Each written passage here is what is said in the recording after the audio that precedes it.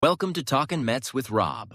Subscribe to the channel for all your New York Mets in-game live, pre-game, post-game, roundtable podcast, and all the breaking news for our New York Mets. Enjoy the show and let's go Mets.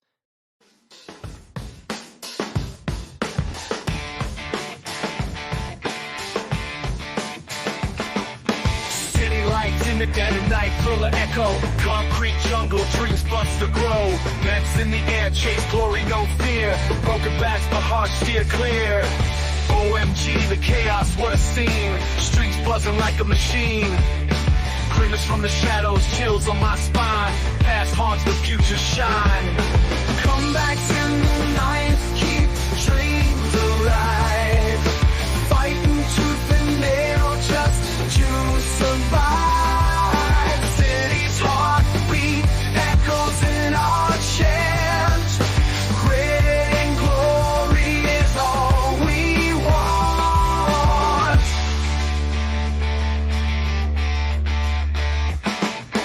Brooklyn to Queens, hear the roar. From laughter to blood in every scar.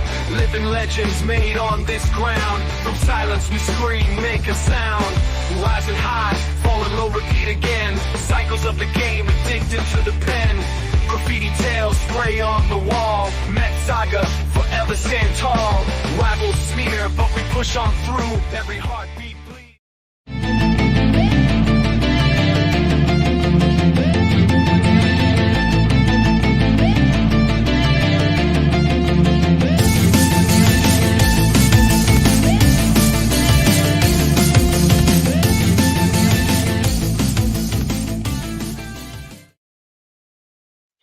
What's up, Mets fans? Welcome back to another Mets postgame show right here on the channel and on X. Well, Mets fans, that was a rough one. That was a game that I probably wasn't expecting, and it started very early. It started from the throwing mistake with Alvarez, where he should have went to first base and get the out, and that inning might have not materialized into a 2-run inning. It was Severino not being able to catch a ball twice, and that led to a 2-run inning early in the game in the second, and then it went down to a trickle-down effect. There continued to be more men left on base when they had opportunities. Francisco Alvarez has left 10 men left on base in this game alone, in this series alone, excuse me. And that's a bigger story that needs to be told here because of the fact that, again, you can't keep on relying on Lindor and Viento. Somebody else needs to step up in this lineup. And I talked about it in the pregame about the lineup. Walker Buehler against left-handers. The left-handers have over a 900 OPS against him. Why Winker, why McNeil is not playing in this ball game is the question that I would ask Carlos Mendoza. Why wasn't Alvarez pinch hit for when there was opportunities to score some runs? He consistently has bad at-bats, consistently doesn't work the count, and consistently is 0-2 every single time. The fact of the matter is, Mendoza needed to, and this was the perfect game to change up the lineup a little bit. You got a bum foot in Brandon Nimmo. Brandon Nimmo should have not played today. I'm sorry. He shouldn't have played today. He has no impact on his swing. He has no power behind his swing at all. He's clearly, every time he swings, you see the limp. That should have at least put Winker in left field and have him in the game. Jeff McNeil, if you wanted to put Jeff McNeil in left field, fine. Winker should have been the DH. Even if you wanted to keep Iglesias in the lineup, fine. He had better at-bats today. But you have to be better. You have to be better. Have to be better, right? The little mistakes that we talked about that caused issues in game 1 became a problem very early in game 3. Alvarez has to be smarter than that, and this is becoming more of an issue. You have to pay attention to what's going on in the game. You go get the first out. The guy would have been on second base with 1 out, and you wouldn't have first and second with nobody out in the second inning. You got to be smarter than that. And I said it after game 1. I do not want Alvarez starting. I don't care if you're waiting for that big hit from Francisco Alvarez. You can't wait. This is the postseason. You can't continue to put this guy in there and he continues to put up bad at-bats. No, he was in a situation where he could have hit a sac fly. He can't even get the ball out of the infield. And he's striking out on fastballs that he needs to at least foul off or hit the other way. He can't even do that. It continues to be the issue where even with a Mets win, like it was in game 2, Alvarez was a big topic because he left 7 men on base.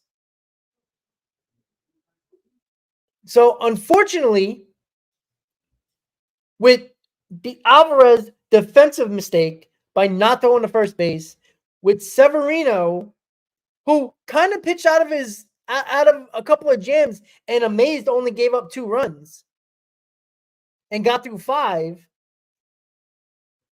you couldn't do what you needed to do.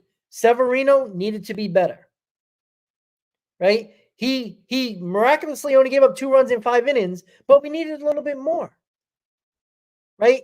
That extra inning might have helped us. I mean, the Mets didn't score anyway, so you could say pointless, but you have to be better. You can't have a really good first inning and then come out in the second inning, and he did it again. What did I talk about with Luis Severino? They start to get cute, start to throw the breaking ball, start to throw the slider, and moves away from the fastball. Go back to the first inning. What did he do successfully? Now, he did get Freeman out on that nasty slider, but he established his fastball in the first inning. They could not take that fastball. They were swinging away at that fastball. Second inning, here you go. Started to throw that slider, throwing your cutter, going away from the fastball after the first inning where you were successful against Ohtani, Betts, and Freeman. You get into trouble, you get a walk. And then you get a good pitch, but your catcher can't make the right decision. And then what happens? Severino can't catch the ball. And then Severino can't catch the ball again. And then it leads to a run. Then it leads to another run.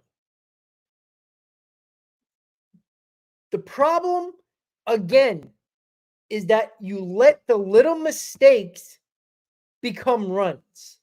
And that is exactly what happened here. Exactly what happened here. Took the life right out of the team and out of the ballpark. But yet, hold on. The Mets had an opportunity. You have bases loaded, 1 out. Alvarez up. You have your 9-hitter, and then you got Francisco Lindor after that. What do you want from Alvarez there? Right? He should be looking for something to drive to the outfield, to at least get a sac fly, get a run in, cut the lead down to 1. But what do? You start swinging for the fences, taking fastballs down the middle, and then you take another one on the outside corner that was a good pitch, but you gotta swing, you gotta try to foul it off. Something. Every time, there's a pitch that is on the outside corner, you look at the umpire like, that wasn't a strike. Swing the bat.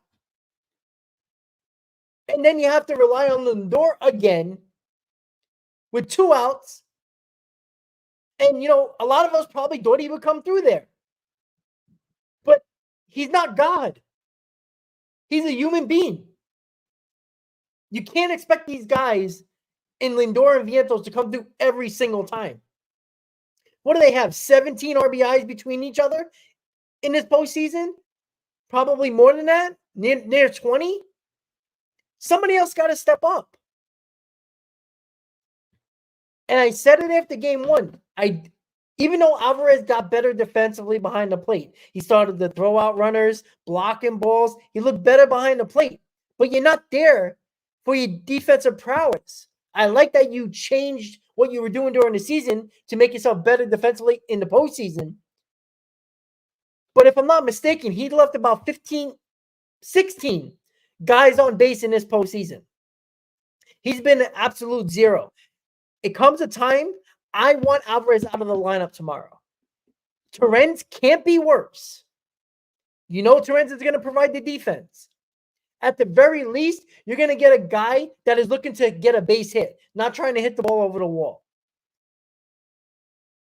Today was a day where you had a guy on the mound in Walker Buehler that had a tough time getting lefties out this entire season. And he had a tough time in his last start in the postseason against the Padres against left-handers. So what did Mendoza do today? He had two lefties in the lineup. He had Francisco Lindor and Brandon Nimmo. When you have Jesse Winker and Jeff McNeil on the bench, those two guys should have started today. Would I have been upset if Alvarez was still in the lineup? Probably not. Still be a little upset, but probably not.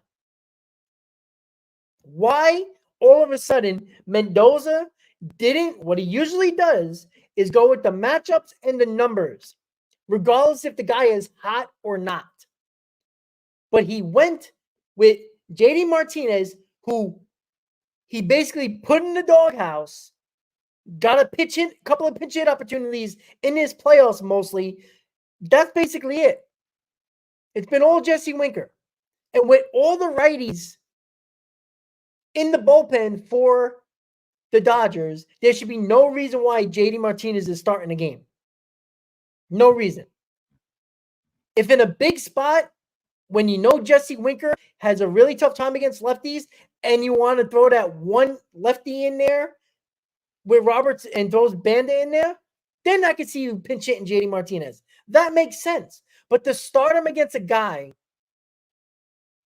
that is much better against righties than he is against lefties, yet leave you two lefty guys, Winker, who's had come with clutch hits, and Jeff McNeil, who is a guy that at the very least can at least make an attempt. There was nothing today at all. Like, I didn't want to see Brandon Nimmo in the lineup today. Brandon Nimmo is 50% at best. He's hobbling in the outfield to catch a pop-up. That should be an easy pop-up. He's hobbling because the guy can barely freaking run. Not his fault. He's hurt. What are you going to do? I love that he's out there, but it's not. It can't be, oh, well, let's see what happens. This is the whole season. You cannot do that. You get yourself in trouble. And it completely bit Mendoza in the ass in the second inning. And Brandon Nimmo, look at his at-bats. He has no power in his swing at all. Every swing, it looks like it's killing him to swing a bat. What are we doing here? What are you doing here? You know Walker Buehler wasn't going to go 5 innings. I said that. It wasn't going to go past the 5th inning. I said that in the pregame. You had an opportunity to have your best left-handers or all your left-handers in the lineup against Walker Buehler when numbers show he has been terrible, not bad, terrible against left-handers. Now, he had good breaking stuff today. But Nimmo was no contest today. Nimmo had no shot. Nimmo should have been playing. I said that from the jump. Nimmo shouldn't have been in the lineup today. He's clearly compromised. You could have gave him an extra day today. You could have played a more productive Winker in left field. Or at the very least, Jeff McNeil in left field. And you might have got a better at-bat than Brandon Nimmo gave today. Again, I'm not blaming Brandon Nimmo. That guy's on one leg. I love that he's out there, but you're hurting the team. You're hurting the team. This is a situation where the player always going to want to play. It's up to the manager to sit him down.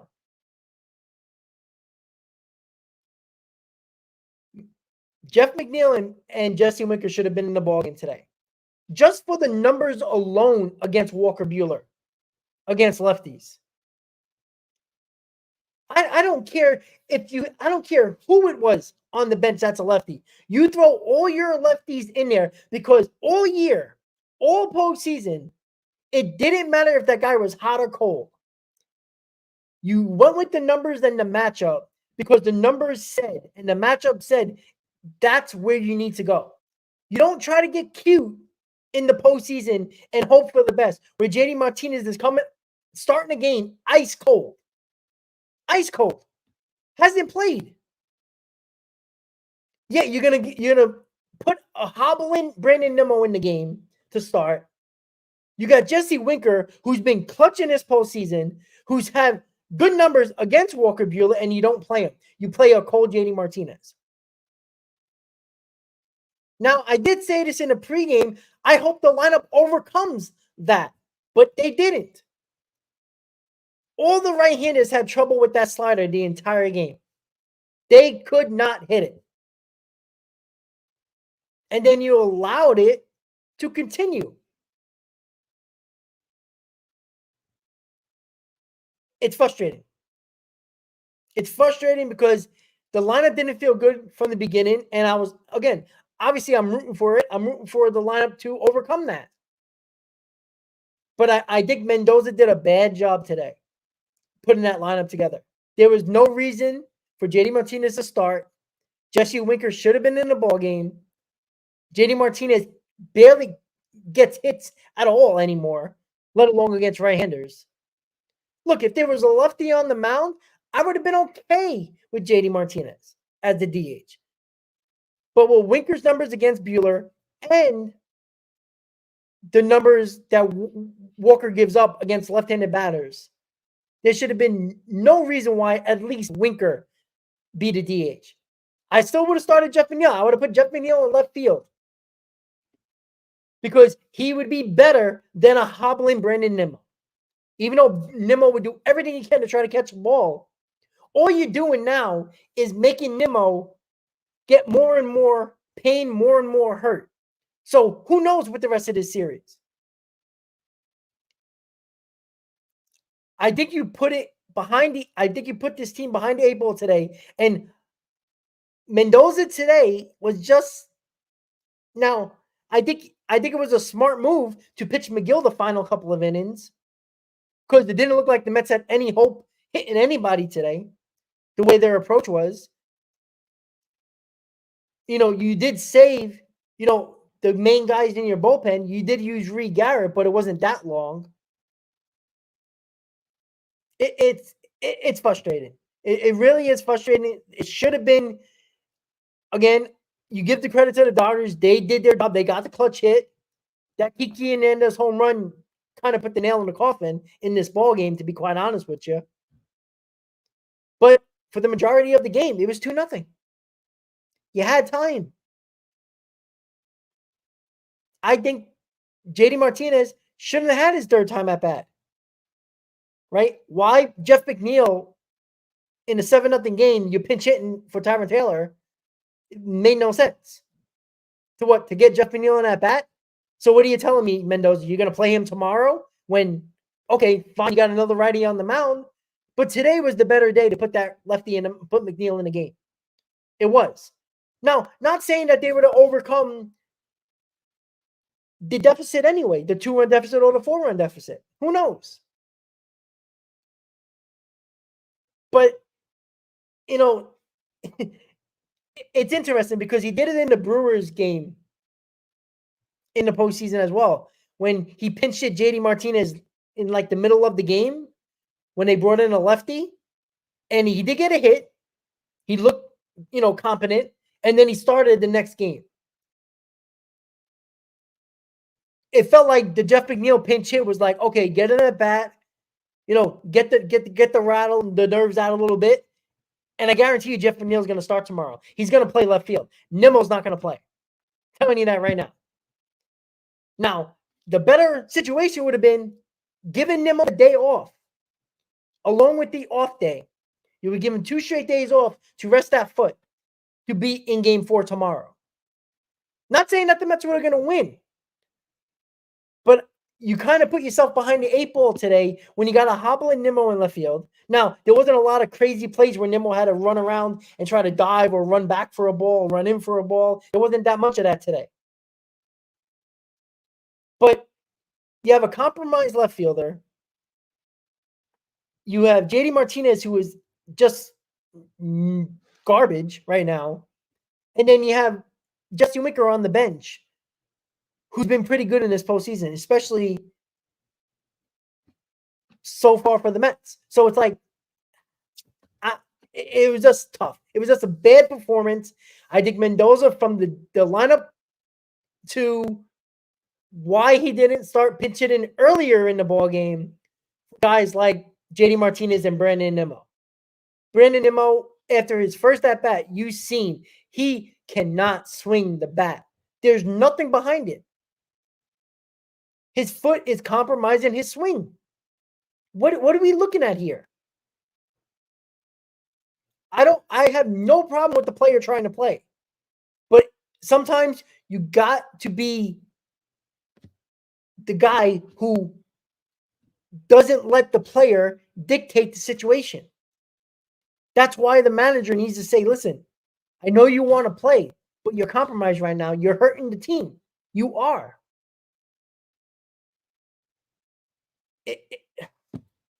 Again, it's not a series ender. These are swing games. This is a game that the Mets, and again, I talked about momentum. Momentum means absolutely nothing, right? The Dodgers didn't have momentum at the game 1. The Mets clearly didn't have momentum at the game 2. Momentum is all in game. Momentum is dictated in the game, in that game. Had nothing to do with game 1, game 2. I said that in the pregame. Doesn't matter.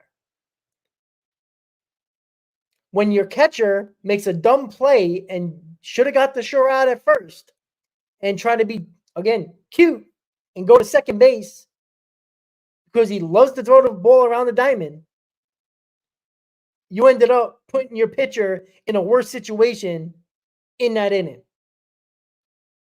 and made him throw a hell of a lot more pitches than he should have. The bats didn't do their job,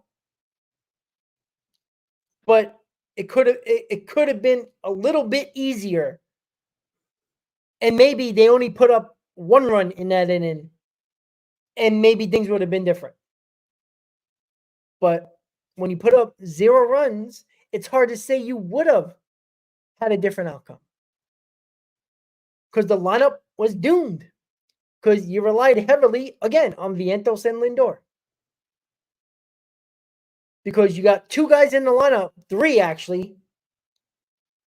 First started with Alvarez, who is basically a 0. JD Martinez, who was ice cold coming off the bench and starting today. And Brandon Nimmo compromised with his foot. So you got 3 guys in the lineup.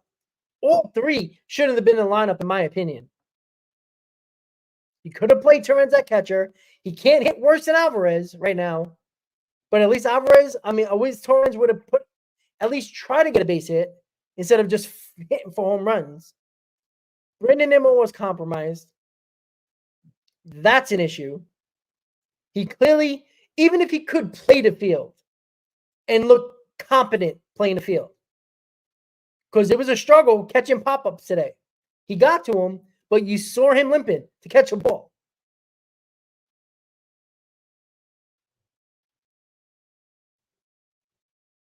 Yeah, Carlos, I understand that, but game 5, regardless, was going to be in question regardless if we won today. Again, the Mets can win tomorrow or go 2-2, and then game 5 is a swing game, obviously. JP, we got to come down about the better team. We got to relax about that. Because you didn't say that after game 2. All right? There's no momentum after this game. There isn't. Right? We saw it in game 1, and the Mets came back and won game 2. And then today, no momentum for the Mets. Right? It doesn't matter about the better team. The Phillies were the better team against the Mets. The Brewers were the better team against the Mets. Right? To be quite honest with you, the Padres all around are more talented than you. But guess what? Didn't matter, right? Doesn't matter. The Royals weren't better than Baltimore. the Tigers, who weren't better than the Astros, but they won.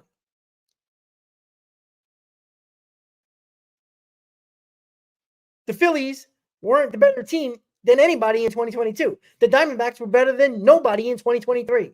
Doesn't matter. Yeah, I agree, JP. You're right about that. But also, the Mets in 2 games didn't make Dave Roberts make tough decisions. That's on the Mets.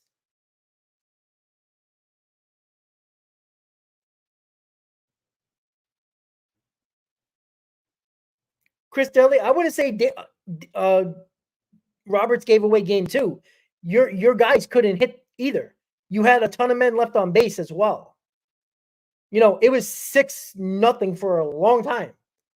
The Mets didn't get the extra insurance run until the 9th inning. So it's not like the bullpen. And again, Honeywell did his job. He shouldn't have, but he did. So it was 6-0. There was no sign of them coming back. When they did not get the hit. So it wasn't Roberts doing anything. Whoever he brought in there did their job. The insurance run in the 9th inning is like, oh, okay, that could have been against anybody. But you had all 8 innings, technically 9 innings, or basically 8 innings to get back to 6 runs. So, Chris, yeah, Manaea was stellar. But again, you didn't hit when it mattered for the most part. You got a couple of runs there, but you had a ton of opportunities too, and you didn't do it, especially late in the game. So, you can blame Roberts, but the guys actually did their job that he called upon. For the rest of the game, basically, you only gave up 1 run, the bullpen. So Roberts can't swing the bat. You had opportunities. It's just, the Mets pitcher was a tad bit better that day. So the fact of the matter is that, do you give credit to the Dodgers? Absolutely. Right? They got the clutch hits, right? They made the Mets pay for those mistakes. That's why I kept on saying, don't make the little mistakes. The little mistakes will cost you against the Dodgers. They love capitalizing on mistakes. The Mets got away with a couple of mistakes, but not all of them. And it cost them early. The Dodgers shouldn't have had more than 1 run in that game. Probably not even, 1 run in that inning. Probably not even any. There was no there might have been a possibility you would have got out of any clean slate, and maybe you're talking about a different ballgame. But again, when your team doesn't score, it's hard to say that they would have came back. Who knows?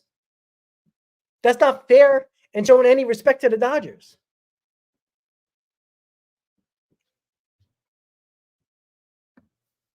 But again, the fact that the Mets or Mendoza started the lineup like that, and this is not something that I'm saying after the game.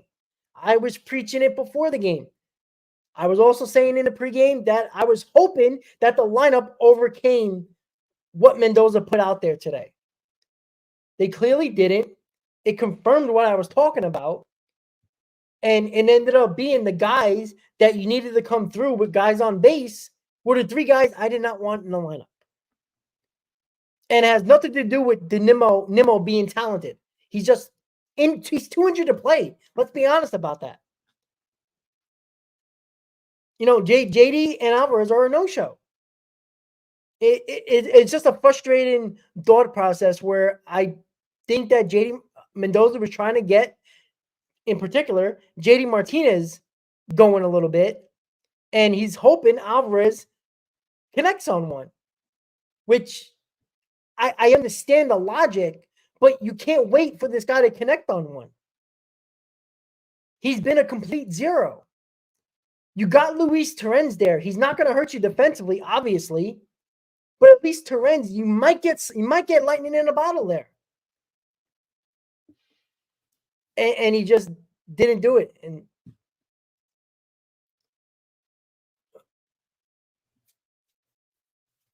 Todd, the Mets, they used 3, right? I mean, technically McGill, if you want to call him a bullpen arm, right? We use Reed Garrett Oh wait, I'm sorry. No, you're right. We did use 2. I'm sorry about that. Yeah, we used Garrett and McGill. Explosive CP's on traveling. He was I knew he wasn't going to be able to go to the be able to join the post game. He's doing something personal, so let him be. And Hayden, I believe he was in school. Right? I don't think he was in school that late. I didn't have time to reach out to anybody, but if Chris can't do the other post games, I'll definitely have somebody with me. Well, Ray, I agree with you. Hayden was here. Oh, shoot, I didn't even know that. I'm sorry. Again, I'm trying to catch up to all the comments. There's a ton of them, so I apologize for that. But yeah, I agree. You can't do that. Like you can't just you can't put out a lineup for hope and prayers, right? Because this lineup depended on Lindor and Vientos today, to be quite honest with you. When Pete hit that ball, I thought it was gone. I don't know if he got jammed or he just got under it or broke his bat. But when he hit that, I thought it was gone. No, Chris, I'm not complaining about injuries. I'm not saying injuries lost us the game. I'm saying our manager shouldn't have played Nimmo. He's clearly compromised. I'm not saying that the Mets are losing because of injuries. That I did not say. I'm saying they shouldn't have played Nimmo because he is compromised. I'm not saying that was going to win us the game if you would have, put Jeff McNeil in. I mean, it was 8-0. But it was clearly an issue. Yeah, JP, be careful with Yamamoto, though, right? Be careful with that. He was in a nice little place in LA in Game 5. He pitched well, but let's see him do it. All right. That is, again, they're up 2-1. So that helps a little bit. But we'll see. And again, he's only going 5 innings. So, that worked out for Buehler today. He did get into 2 jams that the Mets didn't do anything. But we'll see. Again, we know Yamamoto got nasty stuff, but we'll see. But we also got Jose Quintana that basically throws nothing up there and gets everybody out.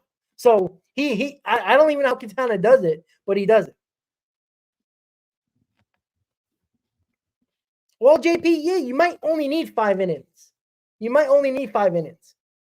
You truly do. But could we be honest? The game is over after the 5th inning. Well, after the 6th inning, excuse me. So, again, we'll see. Right? It was basically 4-0 until Ohtani hit the home run. So, it's not like, the game was over after the 6th inning. Like, the Mets weren't scoring. That was obvious. Well, I mean, explosive. I mean, what is he going to say? I don't want to pitch there? Like, I would hope. I mean, the Dodgers gave you every penny under the book. Like, I would hope he would say, I can't wait to pitch at Citi Field. I mean, I'd hope so. Like, I hope he would say that. If he said anything else, well, unless you're Chris Bassett and say, I don't like, it's not easy to pitch in New York, like before a postseason game. So good for him. I'm glad he said that. Like, if he didn't say that, it would be interesting. But again, right? Clearly, you're looking at the pitching matchup tomorrow, you would say Yamamoto is the clear favored in this pitching matchup, right? But again, Quintana has gone against aces and gone against top pitchers in this postseason already, and he's overcome it. So can he do it again? I mean, we all hope so. He's been outstanding. I mean, what he's throwing up there doesn't look like he's throwing anything, but it completely fools the hitters, right? Severino didn't really fool anybody, to be quite honest with you. After he got away from his fastball, it was kind of like, all right, well, he's going to throw this. He ain't throwing his fastball, so. Explosive, why are we talking about Soto? I hate, like, you guys are just nuts for talking. Who cares? Does that really matter for Game 4? Is Soto coming to Queens for Game 4 and putting on the Mets jersey? No. Worry about right now. We got all offseason to worry about Juan Soto. Like, if you're worried about, like, I don't even know why you pay attention to the game then. Like, it's crazy. Who cares? Doesn't matter. Starlin Marte has actually been better than Juan Soto in the postseason. And that's your right fielder. Yeah, explosive. I understand you worry about everything, but don't worry about that. There's no need to worry about that. Worry about how Quintana's going to pitch tomorrow. Worry about if Mendoza is actually going to not start Brandon Nimmo, who is hobbling. Right? I guarantee you tomorrow Jeff McNeil's going to start. Guarantee you Winker's going to be the DH.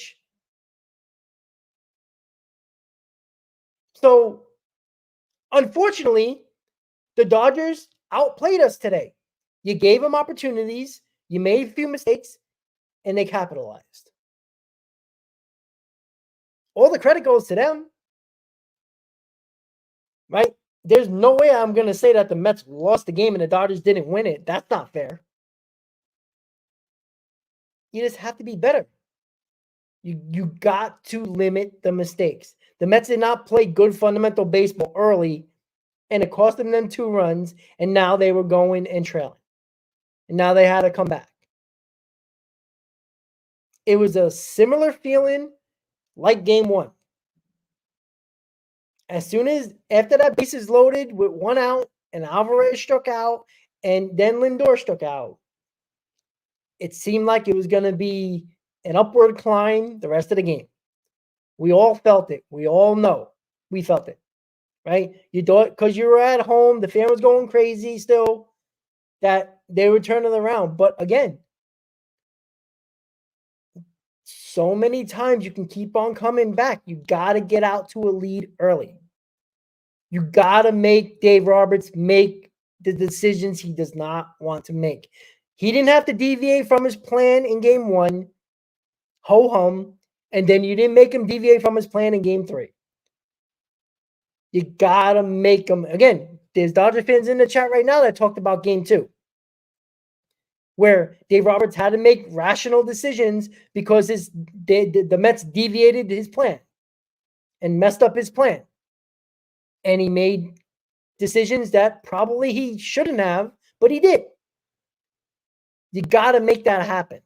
And there was an opportunity to do that against Walker Buehler, and you put out a lineup that was in Walker Buehler's favor. Now, again, the guys at the plate need to step up regardless of who's out there.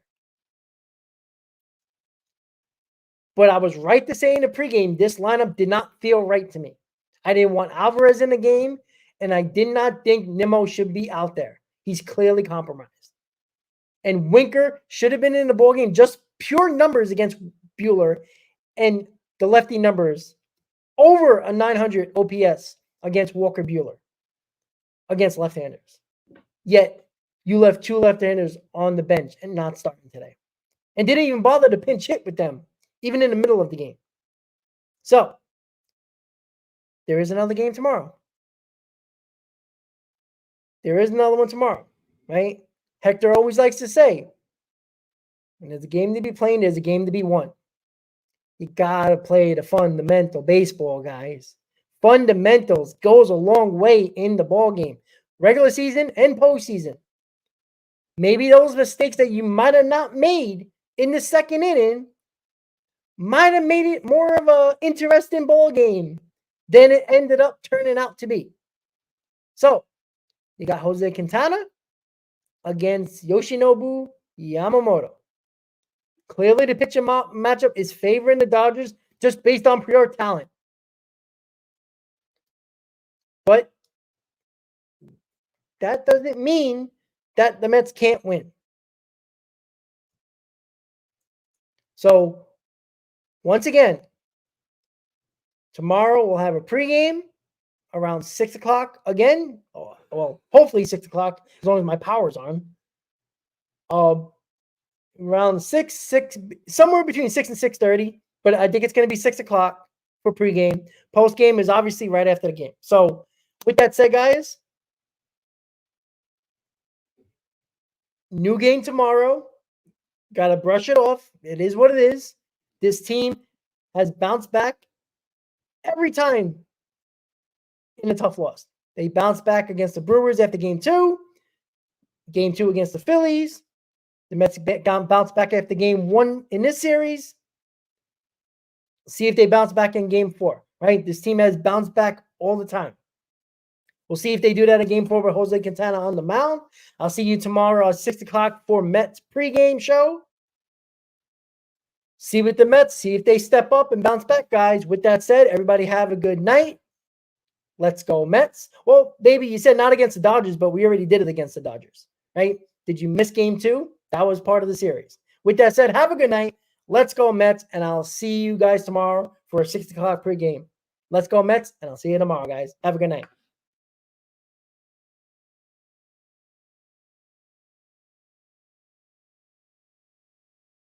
Push on through, every heartbeat bleeds orange and blue.